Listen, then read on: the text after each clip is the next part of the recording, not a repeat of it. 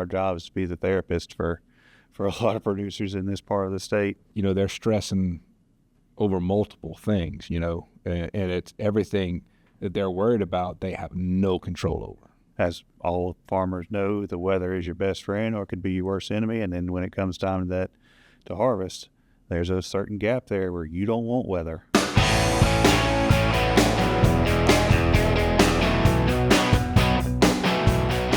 Hey everybody, welcome to the Louisiana Farm Bureau podcast. I'm your host, Karl Wiggers, and today I've got some guys from the Grain Marketing Association, the Farm Bureau Grain Marketing team here in Baton Rouge. I got Grayson Close and Greg Fox with me, and we're going to talk all about marketing. And I'm going to be honest, if you're listening to this and you're thinking marketing, oh great, I'm going to get some ideas for advertising or buying billboards at the right spots, not the podcast for you, but we are talking grain marketing. Guys, thanks for joining me on the podcast today.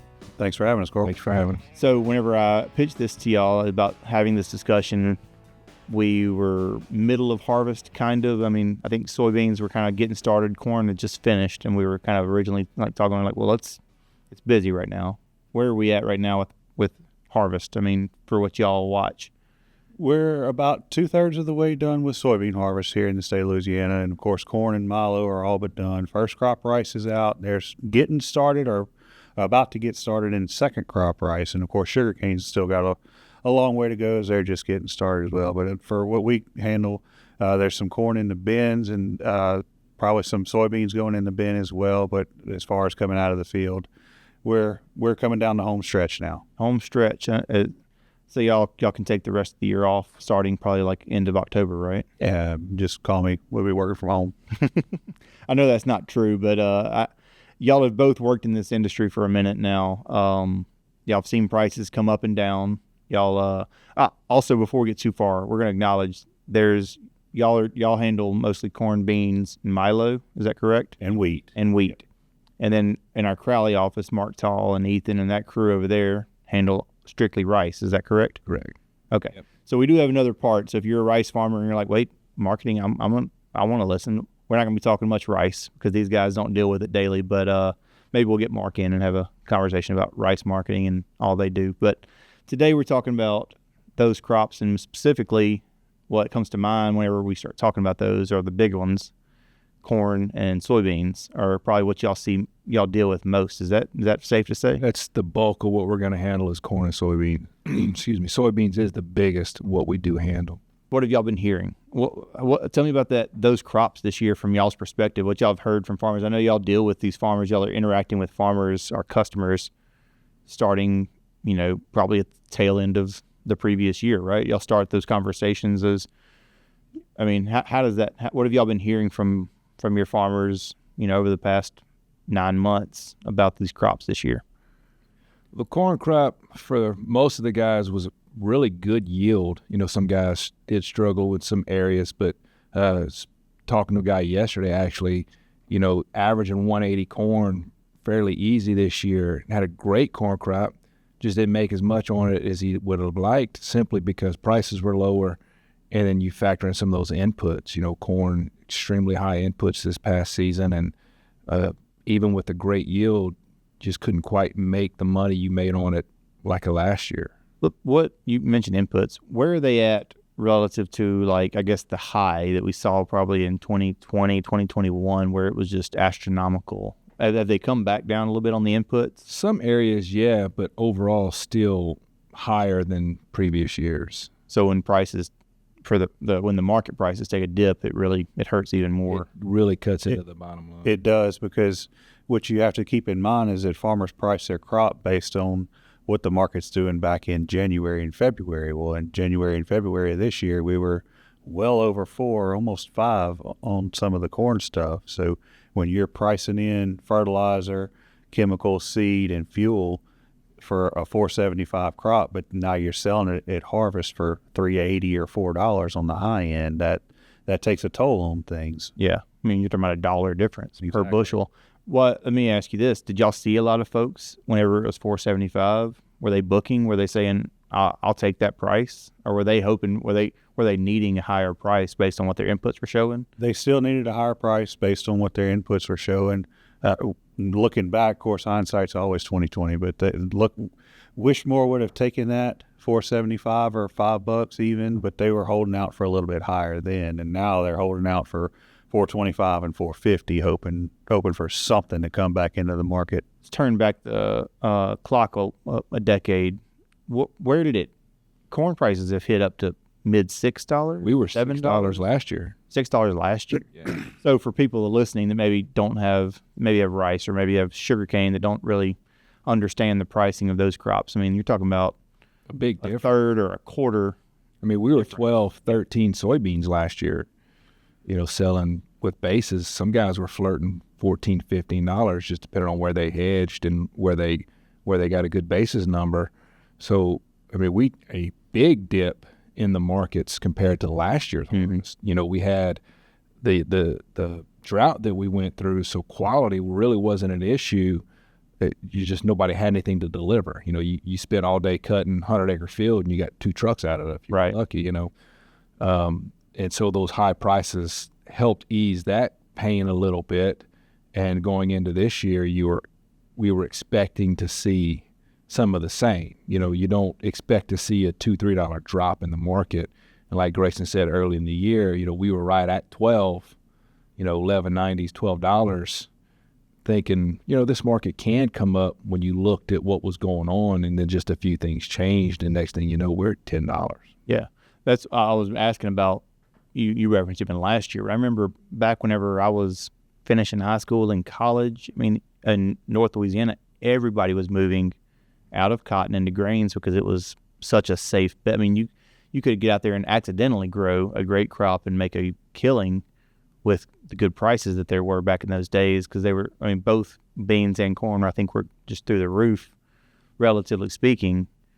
And now we're on the opposite end. It seems like where the bottoms have just kind of fallen out, and maybe they're bouncing back now, but it's not. They've seen really good prices before, and to now have the inputs that they are with the prices back to maybe historically average or low or whatever it may be. That's the difference, is that the prices have moved up, over time. If you look at it on a graph over a decade period, the prices have moved up, but so have inputs, and that margin, the gap between the two has gotten narrower and narrower over time. So even with $12, $13 soybeans, you're still looking at razor-thin margins for some of these producers because inputs are so high. Yeah. So y'all both, I know y'all both come from the worlds. I think we did this last time I had y'all on the podcast. I asked y'all where y'all come from. You came from a farming family, right? Or kind of, and I grew up around. My farming. family didn't farm. Did you grow up, Greg? My dad farmed until 79 and then got out. So y'all, grew up around farming. Y'all grew up around this. Could you imagine year after year, like dealing with what these farmers are dealing with? I know y'all deal with it from the side that y'all are on the marketing side, but I'm asking this because I did. I grew up on a farm, and everybody listening to the podcast knows, because I talk about it way too often probably, but I can't imagine going back and dealing with the stress these farmers are dealing with. What are y'all, have y'all had those kind of conversations, those farmers stressed out, like, what are my options kind of discussions? Absolutely. I know that y'all are, that's probably a daily discussion, absolutely. Right? Yeah, part of our job is we joke with each other. Part of our job is to be the therapist for a lot of producers in this part of the state. Because it's, they're stressing over multiple things, and it's everything that they're worried about, they have no control over, so what's the price? Is the elevator going to take what I have? And if not, where am I going to go with it? That's the 3 biggest worries. And especially this year, we ran into all of them. Yeah, for most of the year, as all farmers know, the weather is your best friend or it could be your worst enemy. And then when it comes time to harvest, there's a certain gap there where you don't want weather. Mm-hmm. Yeah, you just don't want it. So yeah, I grew up with my dad looking to the skies and not realizing until I think a couple years ago doing this job, it finally hit me the level of a mental load that was on my dad and on any farmer that is just constantly looking to the sky, looking to the weather, the radar, the DTN back growing up. Yeah. And how important that is. And it's something you have absolutely no control over. And you pray for rain for a period of time, then you hope it stops for a short window so you can do something, then you want it to come back, but you don't want a lot, you want just a little. Good old Goldilocks, man. Yeah. It's finding the right one. And then if then you run into, you have weather coming, right? And then what are the elevators going to do because this weather's coming? Or are they going to give us longer hours? Are they cutting back hours? Is it a major hurricane that's coming? Is it just a rain event that's coming?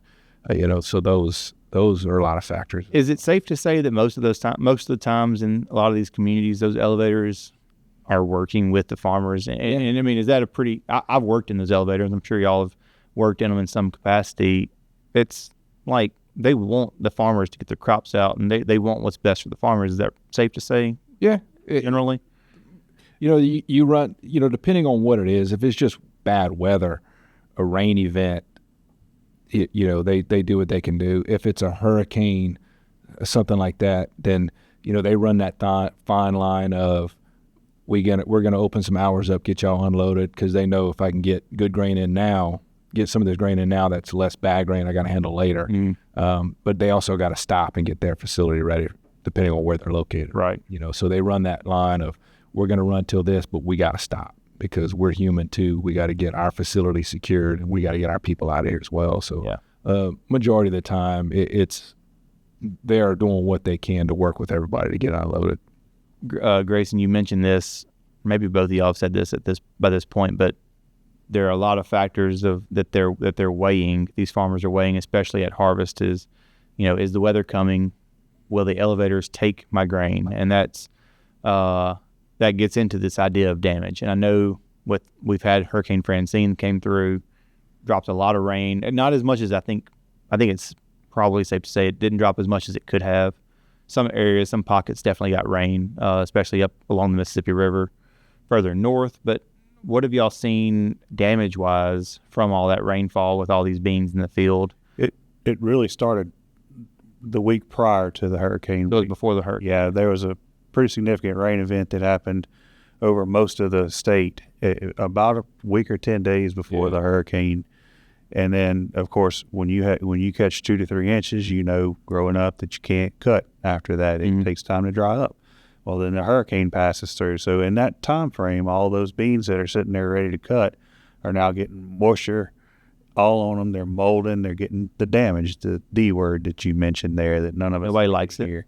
And so moving, when they are able to get back in the field, and a lot of places in the country don't deal with it as much as we do here in Louisiana in particular, but just because of our proximity to the Gulf and the tropics that we live in down here. But when they do start cutting again and are able to get it to the elevator, well, the elevator can only handle so much of it because they have quality specs that they have to meet too for the boats or the barges that they're loading, sometimes both in certain cases. And to be able to get rid of all of those bad beans, they have to have good beans to move it out with. If they don't have any good beans coming down the river from the north that are not damaged that they can blend with, it severely limits what they can handle. We always try to stress to people that, and just because they don't want to handle your damage doesn't mean they don't want to handle your beans, because if you want them to handle your beans next year, well, they have to be profitable this year so that they can still have the doors open on that place next year.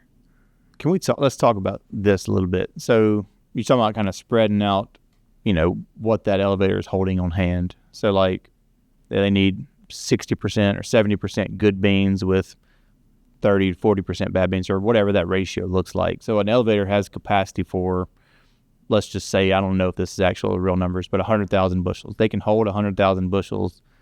There's a limit to what they can bring in of those bad beans that they have to be able to put on a barge with good beans so that they're hitting whatever grades they need to hit on that barge going down the river. Is that correct? Yeah. Yes. Is that like a constant moving target for these elevators and for the bigger buyers in all this situation? Yeah, because you're loading a boat, you're loading a specific grade, and for those grain elevators, they want to maximize that grade.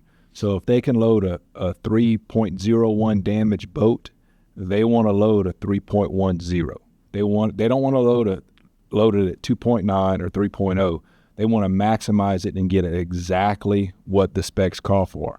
So that means that they can put a little bit more damage on, a little bit more moisture, a little bit less the low test weight, so they can blend all that stuff out, maximize those grades, and they're making their money, right? And obviously you don't want to go over any of that because that causes them problems. So, and they always tell us this, that when we have a boat at the dock and we can handle more damage or more moisture, we're willing to do so. And we've seen it this year at all the facilities, even Lettsworth or Vidalia or Jonesville that's just loading barges. If they have some good grain in-house, they'll say, hey, we can handle some of those damaged trucks because we can blend this out because we're loading a barge right now. Dreyfus and Zeno, if they're loading a ship, and they'll tell us that this week, we've got 2 boats at the dock or a boat at the dock or whatever their schedule might be, bring us that damage right now and we can load it out. I think it was 2018 when we saw a ton of damage come through, and Dreyfus specifically said, hey, this week we've got 60,000 bushels worth of space that we can handle damage, first come, first serve.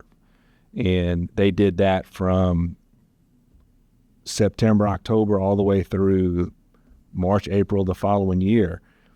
Throw it in the bins and we can handle this stuff periodically. And so they did that. So guys were able to get that damage out. And kind of same thing this year, that we've got a boat at the dock, we can handle the damage, send us those damaged trucks. And when that goes away, they let you know that, hey, we can't handle it right now. We might have a corn boat coming in, so give us a week, give us a couple of days, and we go back and handle that damage. So they want to handle it because they can make money on it. But it is an art to loading that stuff out. Yeah. One of the things that I feel like you mentioned the D word, which nobody wants to talk about it. I mean, dockage is another one of those words that nobody, it changes facility to facility, day by day sometimes whenever, those damaged acres are climbing maybe, or the amount of the significance of the damage is climbing. What has actually been seen in the field? Because I know you said there was some increased moisture and some increased moisture in the air and just falling to the sky that caused the damage. Was it as bad as we thought it would be? Now that we're getting kind of closer to the end of harvest, has it been as bad as we expected, or is, what have y'all seen? Is it as widespread, or is it more widespread? What have y'all seen? I think it was pretty widespread. I think some of it, maybe not so much damage from rain. I think there's some disease damage out there. Yeah. This year. That and mold. Mold was just a big one. Sitting, you got mold. You had mold damage, but in a typical year, we'll see these elevators complain about insect damage or ground damage or green damage. Green damage is a big one that they like to harp on here. Used to be other color, but that doesn't really amount to anything anymore. But bug pressure, being able to keep the stink bugs out of some of those late varieties of soybeans was a big thing. But now this year it's been mold just because of the humidity and the rain. That mostly moisture-based damage? Yeah. Mold? Yeah. You have a ripe soybean, it's a perishable commodity. It's just like the bell pepper in your drawer in your ice box. It's going to start molding after a while. And if they don't get them out in time, get them dry, get them into somewhere it's a controlled environment, that's what happens. As beans start to shrivel up, they lose their moisture, their oil content, and they become less valuable. And but say they lose their marketability too, prices, and they're not as valuable as you said. And I do think it was a statewide issue. I don't think you might see some pockets of areas had more damage than others, but I think just about everybody had some kind of damage that they had to deal with. Do you think it was as bad as it? I don't think it was as bad as 2022 was. I don't think it was as bad as 22. Definitely not the worst year we've seen in the last 10 since this is my 11th harvest with Farm Bureau. So definitely not the worst that I've seen here, but probably a little bit more damage than the average year. Yeah. And I don't think the elevators had the options to load the stuff out that we've seen in past years. Export sales just aren't where they were last year. So you just globally, for the U.S. the big export market. The U.S. I think I would say globally. I don't think. Well, yeah, you're right. Yeah, South America is not as moving. They're not moving as much either. The Asian markets just aren't buying what they were buying 2-3 years ago. Is that because they had just leftover, carryover from? I don't think it's so much carryover. I don't think they're feeding as many hogs as they were. their appetite for pork has probably waned in the last few years. From what we hear from our broker out of Iowa, there's just not as much demand because they don't have the animals. They're not feeding as many animals as they were pre-COVID. Did y'all think going to college that, I mean, maybe y'all did, I don't know this, that y'all would be worried about the appetite? No. What's being on the menu in China? No, never. I think that would affect, I would have never thought that affect. You know, it's Somebody to call me crazy if I'd have told them that. what's the saying? Who cares about the price of tea in China? Exactly. Now we do. You know. Yeah, for sure. Now we worry about the price of beans in China. What other major factors are there, I guess, globally that y'all see from y'all's perspective that I don't even see, but that maybe farmers are paying attention to that somebody might be surprised by? Like, I mean, that being one that's huge, obviously. Is there anything else that y'all are watching and Weather in South America is always a big factor. Yeah, that's the like too wet, too dry. Same thing we worry about. Same thing. That's our biggest competition in the world is Brazil and Argentina production wise. If they ever get their logistics on board or up to date, even half of what we can, half as good as how we can move grain, we'd probably be out of business. Really? Yeah, they grow that much. They just can't get it to market like we can. So are they consuming most of it in country? No, they export. They're still exporting. They're just not as efficient with it. Argentina probably uses a little bit more of what they actually grow. I think they import some beans at one point, but Brazil's shipping out the bulk of what they grow. Kind of like us. We're shipping out. Our trucks drive an hour or two to the elevator. Theirs are driving days to get to the elevator. Just facilities or just facilities. They're all on the port, at the ports. They have to go from wherever on the countryside to get wherever inland to the port. Yep. Wow. That is quite an infrastructure feat. And the roads try and overcome. And the roads are not like driving I-10 to. You don't think? No. They're not even 190. Probably 2-lane dirt, maybe 2-lane dirt. 1.5 lane roads. Yeah, you see another truck coming, you pull over and stop so it goes by you, and then you take off. I'm having flashbacks to riding in the mountains with Avery and Neil and Allie going to do a story in Puerto Rico. It's probably a lot like that. And no thanks. I don't want to be on an 18-wheeler or whatever kind of truck hauling grain doing that. Let's talk about this. So we've talked about progress of the crops and how like prices came into play this year, especially with damage included. Y'all here at Farm Bureau in the marketing department, marketing association, I should say, Inc. They corrected me earlier for anyone listening. What y'all bring to the farmer is pretty valuable, and even understanding what the appetite in China is for pork, but for also knowing all these facilities, having these relationships, and knowing where you can move these trucks of damaged beans maybe to, or where you can find an extra nickel or an extra dime for a farmer with basis. Explain to me as someone that I'm trying to wrap my head around it. Tell me real quick, how did I do right there with what I just said? Was that pretty good? Pretty decent. Okay, I'll take decent. What do y'all like? What kind of value do y'all offer the farmers that y'all deal with on a daily basis? A lot of it is just showing them what the numbers are. It's like, if one elevator is paying 50 over and the other elevator is paying 55, well, 55 is a bigger number. Well, I want to go there. Well, okay. Well, what's your extra freight to what's your freight to get there? Sometimes it's the little things. There's nuances in the, and going back to the damage, if one elevator is going to grade you at 5% damage, but the elevator down the road that's going to pay you an extra nickel is going to grade you at 7% damage. Well, that's between 20 and 30 cent extra loss. Lost way more than that nickel You've lost way more than the nickel you gained and going to the other elevator. Just knowing those little subtle differences, being able to point that kind of stuff out to producers, I think is a large help. And that does work two ways, because I'll tell the farmer that, hey, this elevator's doing this. And he'll say, well, Greg, it takes me this much time to go there, but I can go to this elevator and get 2 loads a day. And that elevator only 1 load a day. So that, it's worth more to me to go here. So, okay, well. Kind of opportunity cost. Yeah. All right. So let's look at, okay, so you can go here, you can get this many trucks a day. but you can go there.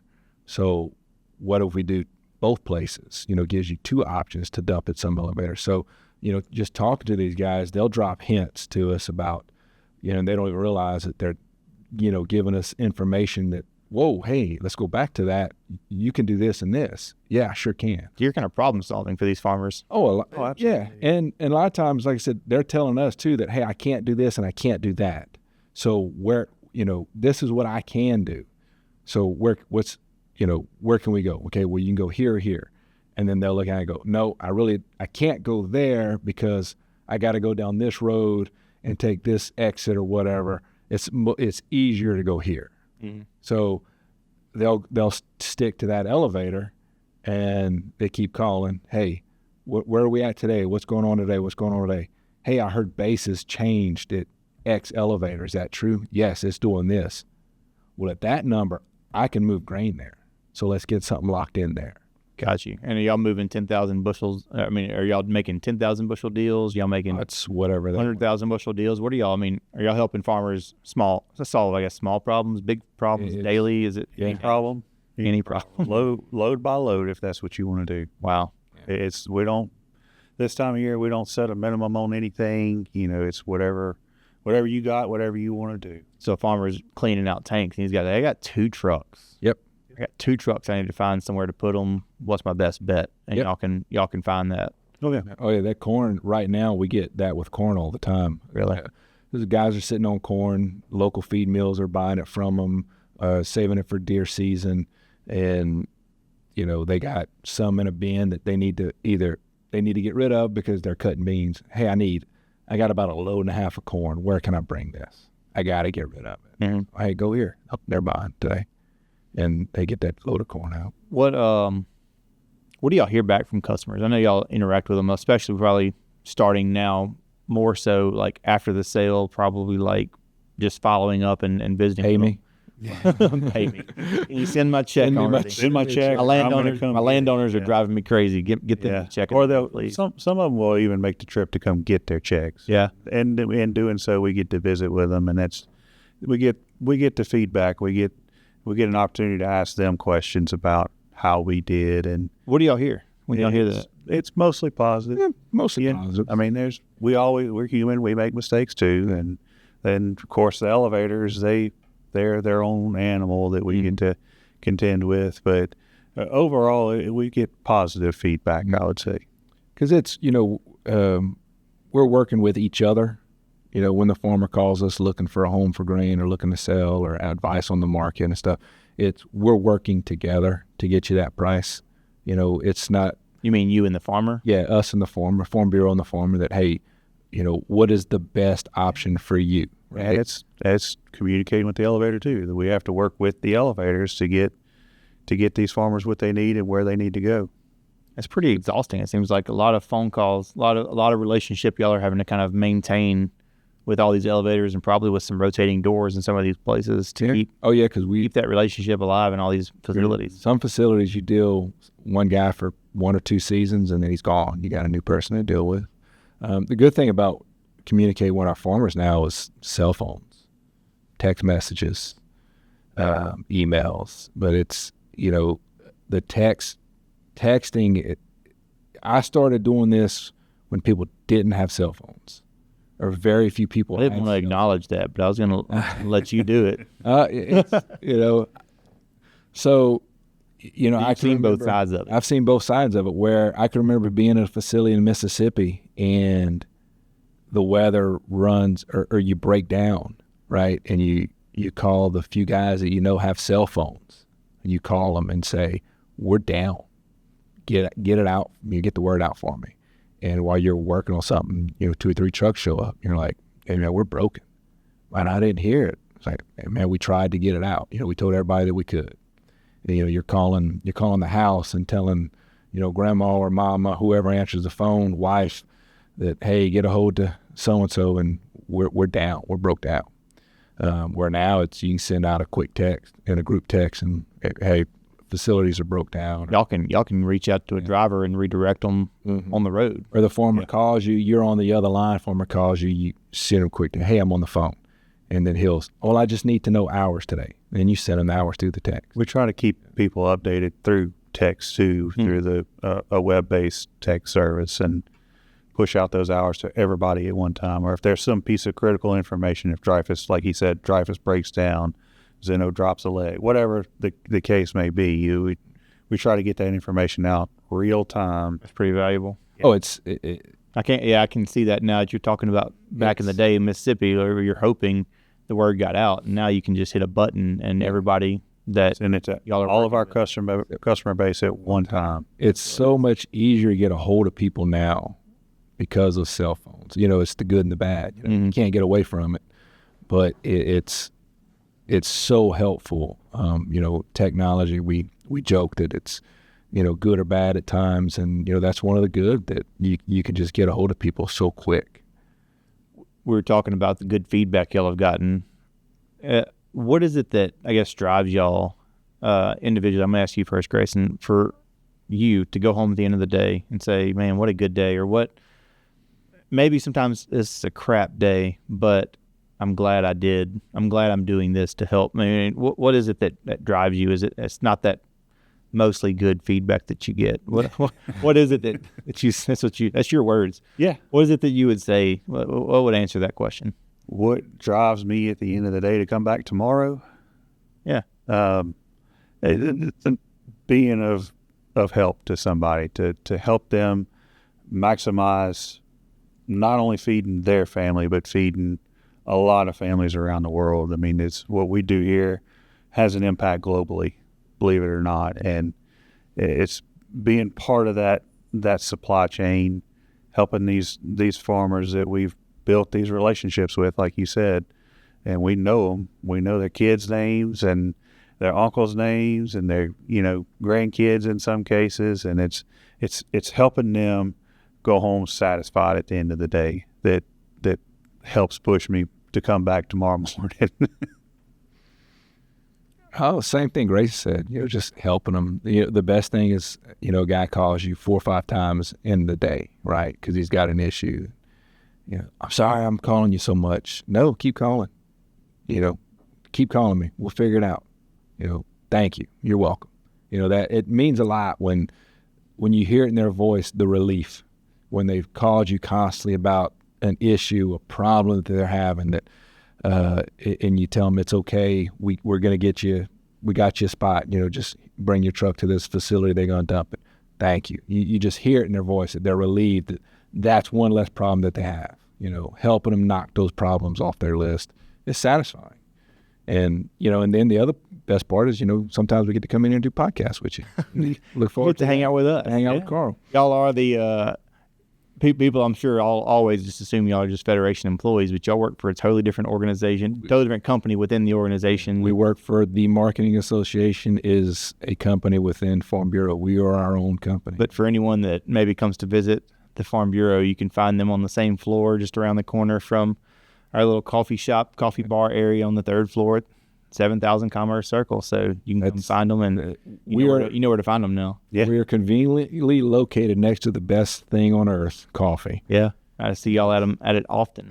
I wonder sometimes if anybody's actually doing work in y'all's department, because I see y'all either down here doing radio reports or at the coffee area. Coffee. Sometimes it takes a lot of coffee to get through.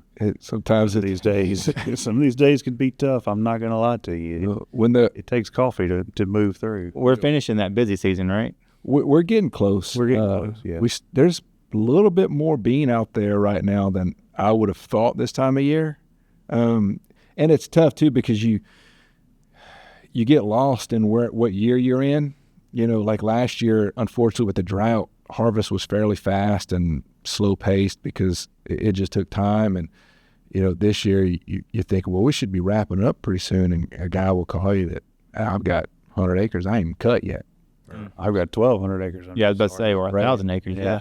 So we still got a good chunk of beans out there there's still some work yet for y'all to do. Oh, yeah. Plenty of work. Yeah. Oh, we'll stay busy through the end of the year for sure. Yeah. Just because of people that have now binned all that damaged soybeans that we don't know about yet. Still got to figure out where to take that. Yeah. So the problem solving does not stop for y'all as soon as the combines go back under the shop. No. And even then, when we get into now through March or February, I guess, when producers are starting to make decisions about next year. Where do we start booking for next year? How, what are basis levels for next year? What's the futures outlook for next year? So Who's going to buy what? who's going to buy what? Is going to have a Milo program? Is Zeno going to have a Milo program? Yeah, y'all are starting to hurt my head. I'm glad it's y'all, not me. Yeah, thank y'all. Every time I talk to y'all, I feel like I turn into this like real dummy, and Josh is about to laugh, but y'all start using words like futures and things like that. I'm like, oh wait, I don't have an economics degree to understand this stuff. But y'all, I'm glad y'all understand this, because I know our farmers. We do it every day. I know your customers need y'all to understand. Well, you can sit here and start talking about cameras and video equipment and audio equipment, and you'd lose both of us in a matter of seconds. Pretty quick. Valid point, but I'm not going to try and do that because I'll sound like a dummy to somebody also. So anyways, thanks to y'all for being on the podcast today. If you want to learn more about the Grain Marketing Association, I'll have a link to find out more and how to reach these guys and get on that text message list, so you know when facilities are shutting down, or you can get plugged in with these guys and get their expertise and pick their brains about prices and where to take your damaged soybeans if you're coming out of the field with some. We hate that for you, but we can work and help find a solution for you. Is that safe to say? That's our job. Well, if you're a first-time listener to the podcast, thank you for listening. Subscribe, follow this YouTube page, wherever you're watching. Thank you for that. Share it with a friend, and we will see you again right here next time on the Louisiana Farm Bureau podcast.